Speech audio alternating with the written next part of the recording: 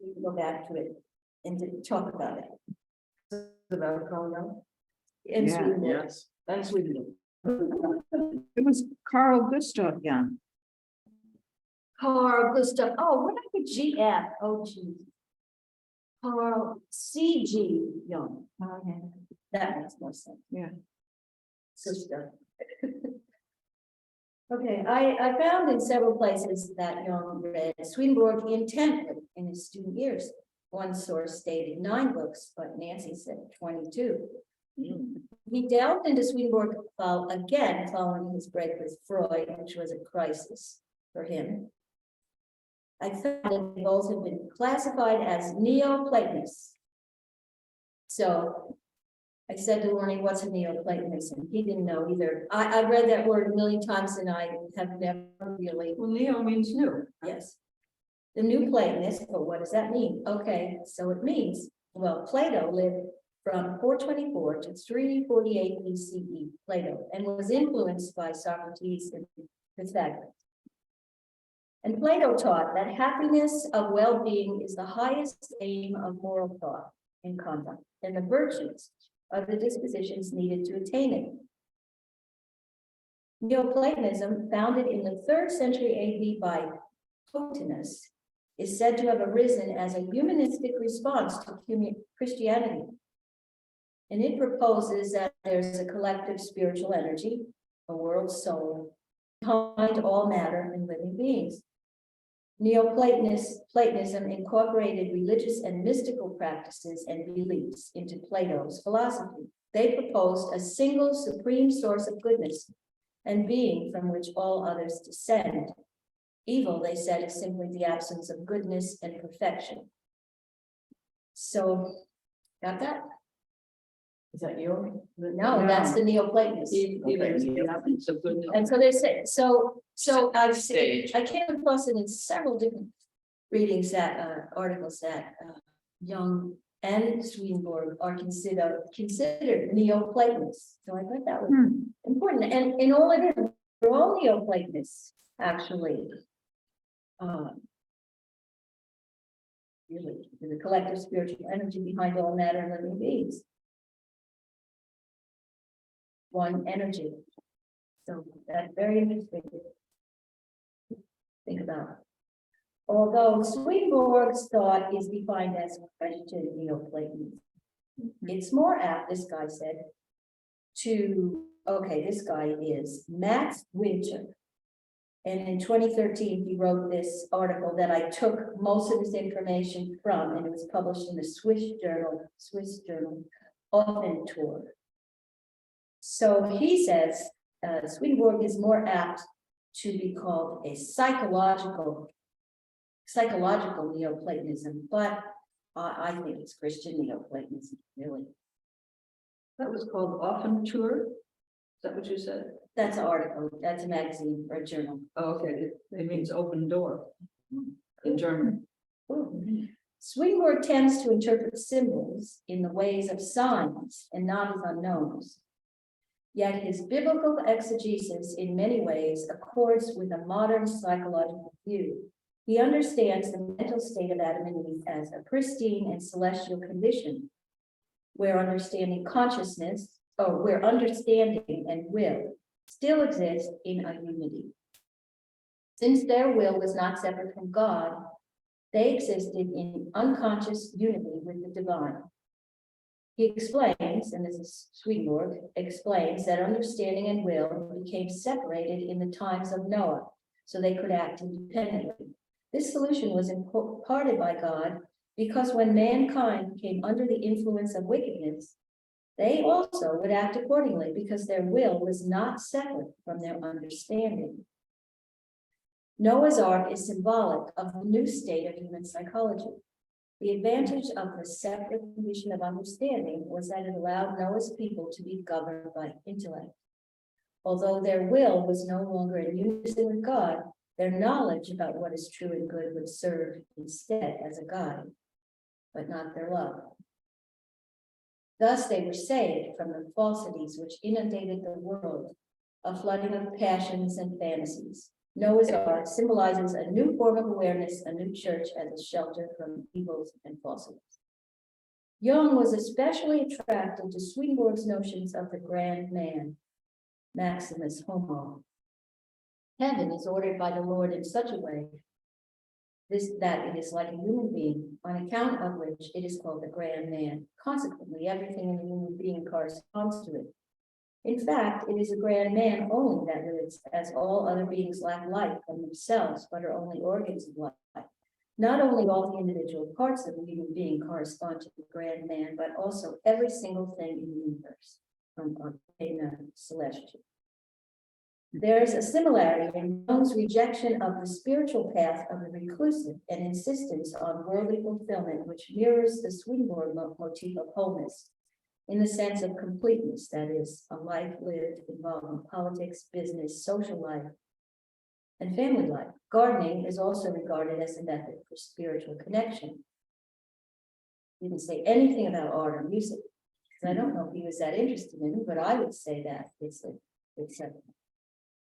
Are you speaking to From me. Jung or Swedenborg when you say art and music? Swedenborg. Yeah, Swedenborg, because Jung was very. That's right, that's right. He rejected monastic practices. And so did Jung. They both were very similar in this. They did not like monastic practices. Swedenborg joyfully engaged in society between his personal and spiritual sessions. He felt that since the world is created in correspondence with the spiritual realm, we should take part in the world. Of special interest to Jungians is Swedenborg's notion of proprium. It is defined as our selfhood, our sense of awareness as separate and autonomous individuals. It has two forms, either human or heavenly. The human proprium, which is formative of our worldly identity, is characterized by self-love and love of the world. It notoriously leads us astray into self-righteousness and the evils of concupiscence. This notion is close to the modern notion of the ego.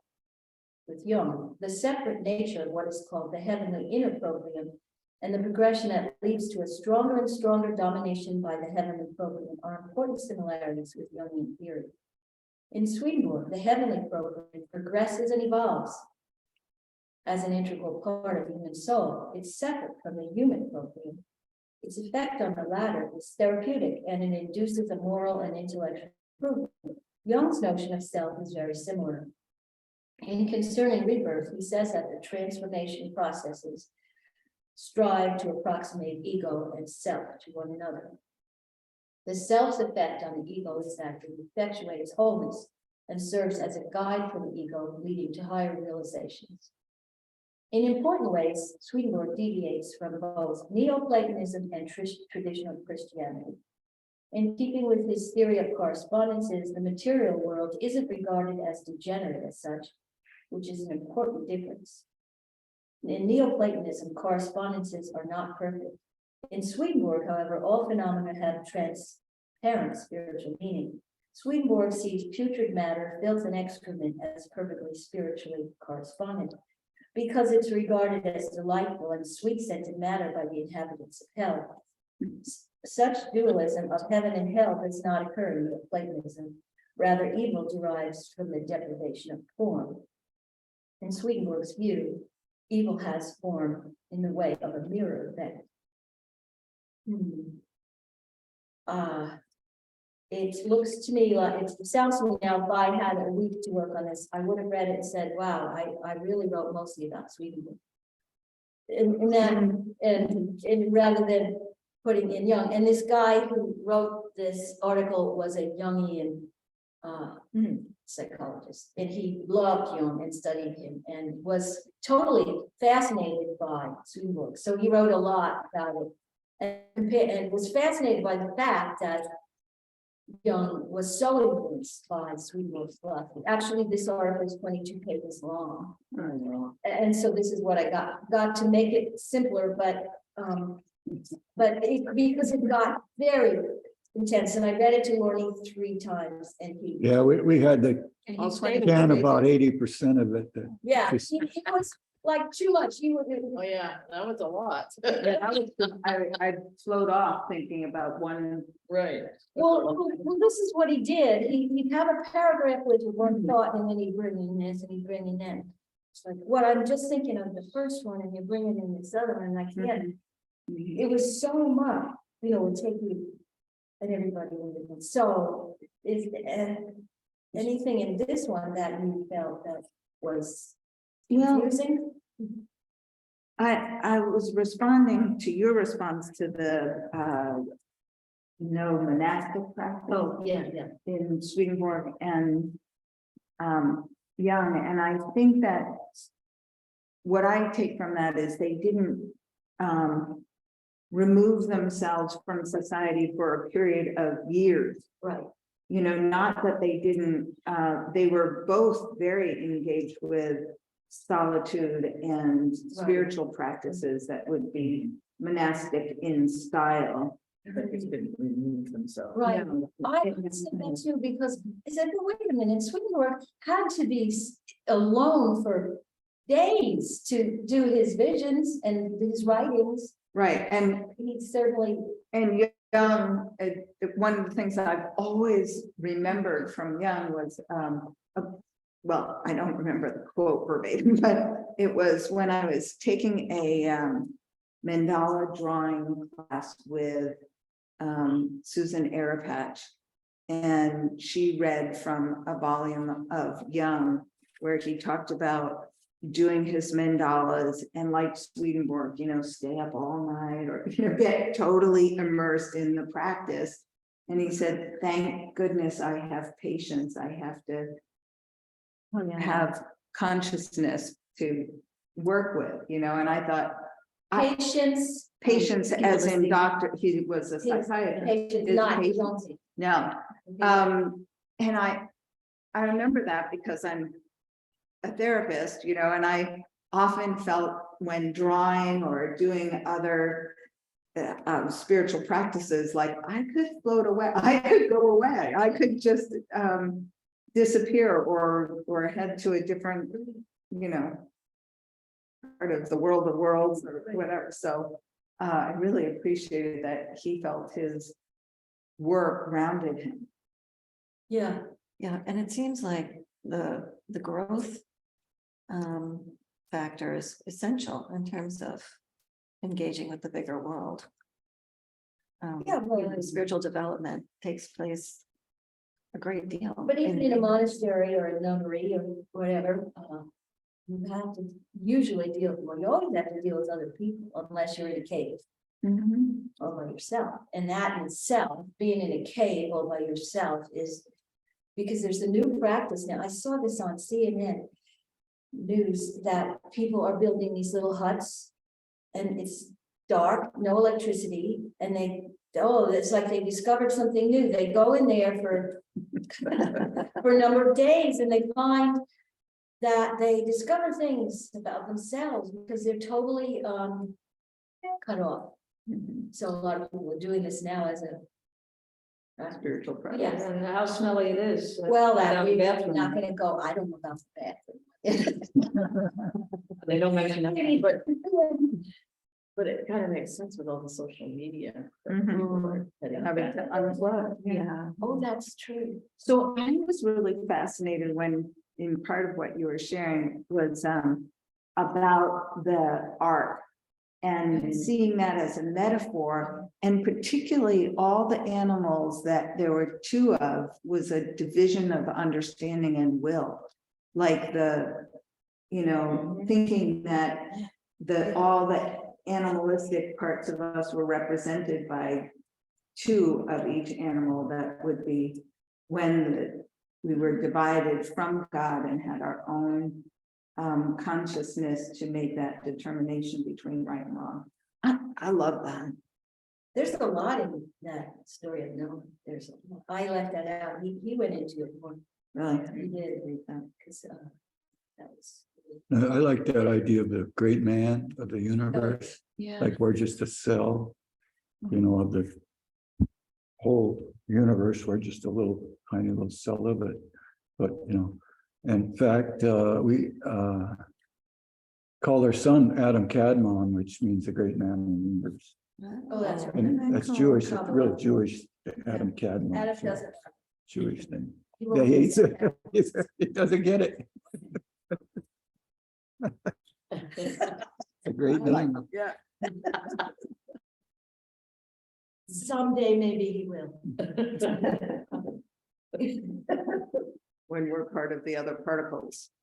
Yeah, and apparently Jung was attracted to it, but he didn't really go into details about that. But I still don't understand that from what I was sharing last month too, about the Earths of the universe and spirits from other planets that were first humans on those planets, and then those humans were, I think I remember it from I forget which planet, were spherical. They appeared as spheres of light.